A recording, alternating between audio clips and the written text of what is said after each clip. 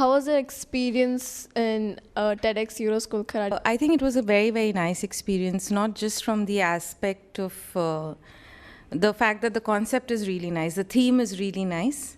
So obviously that meant that the other speakers were also all, it is definitely kind of a TEDx talk event that can inspire a lot of people, because that is what essentially it's all about.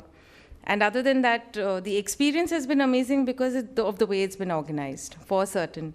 Everything has been quite seamless, without a hitch, and very comfortable and very well taken care of. So definitely, as a speaker, that makes the experience really nice.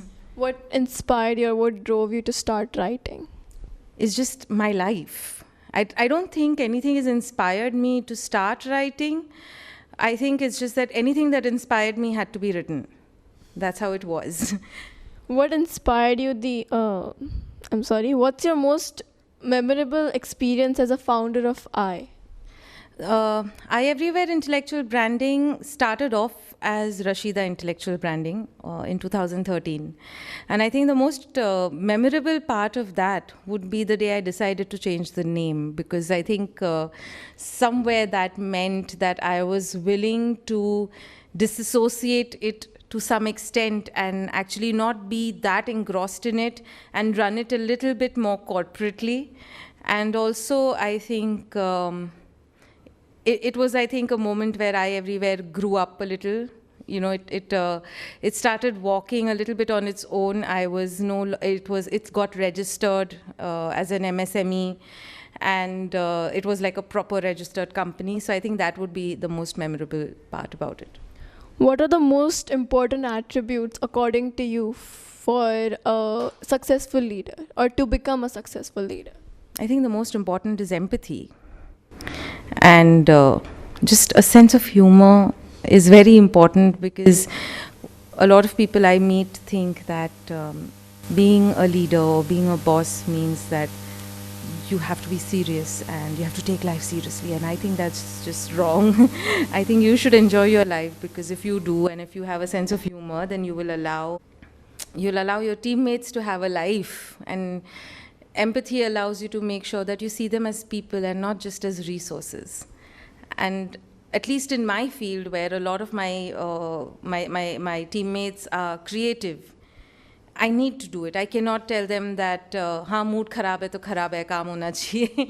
A mental health day is whenever they want it. If they feel like, Rashida, today is just not the day, and I'm like, okay, cool. Just let me know which movie you're watching. I'll add it to my to-watch list. And, I've noticed that sort of creates a better bond. I don't know about a leadership or not, but I've noticed that they tend to feel more loyal towards me. And we can accomplish a lot more together then. So, yeah. What inspired you or what drove you to choose the talk title as Learning to Unlearn and Relearn? I think this was purely because I needed to talk about it.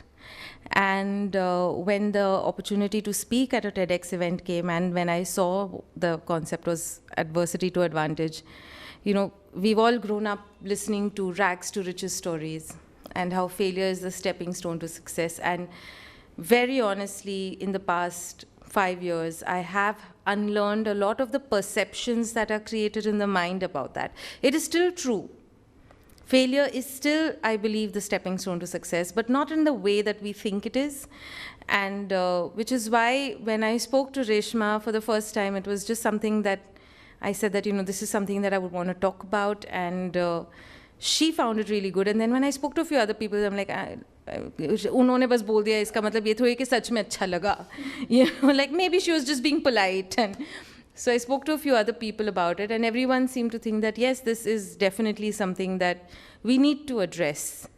And I was like, okay, then no platform like TEDx to do that. So I guess that is what inspired me to talk about it. Thank you so much.